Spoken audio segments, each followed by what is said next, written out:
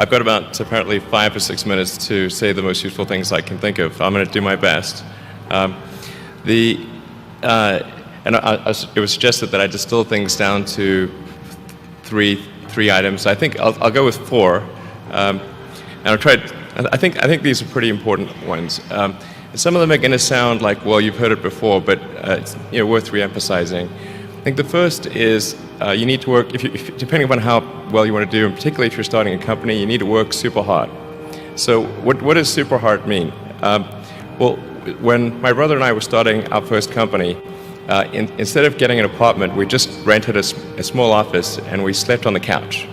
And we showered at the YMCA, and we're so hot up we had just one computer. So the website was up during the day, and I was coding at night, 7 days a week, all the time. And I sort of briefly had a girlfriend in that period, and in order to be with me, she had to sleep in the office. So work hard, every waking hour. That's the thing I would say particularly if you're starting a company.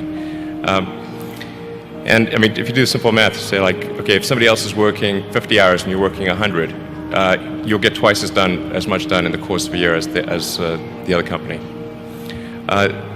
The other thing I'd say is that if you're creating a company or if you're joining a company, the most important thing is to attract great people. So either join a group that's amazing, that you really respect, or if you're building a company, you've got to gather great people. I mean, all a company is a group of people that have gathered together to create a product or service.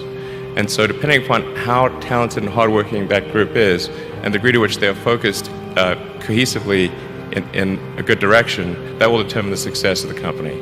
So do everything you can to gather great people if you're creating a company.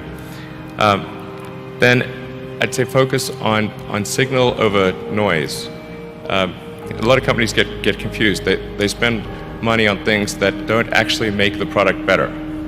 So, for example, at Tesla, we've never spent any money on advertising. We put all of the money into R&D and manufacturing and design to try to make the car as good as possible. I think that's the way to go. So for any given company, just can keep thinking about, are these efforts that people are expending, are they resulting in a better product or service? And if they're not, stop those efforts. And then the final thing is to sort of don't just follow the trend. So you may have heard me say that it's good to think in terms of the physics approach of first principles, which is, rather than reasoning by analogy, you boil things down to the most fundamental truths you can imagine, and you reason up from there. And this is a good way to figure out if something really makes sense, or if it's just what everybody else is doing. It's hard to think that way. You can't think that way about everything. It takes a lot of effort. But if you're trying to do something new, it's the best way to think. And that framework was developed by physicists to figure out counterintuitive things like quantum mechanics. So it's really a powerful method.